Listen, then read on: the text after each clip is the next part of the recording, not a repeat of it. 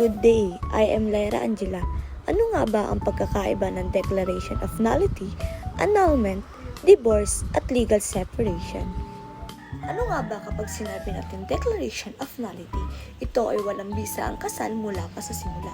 Itinuturing na parang hindi talaga nagkaroon ng kasal. Ano naman kapag sinabi nating annulment?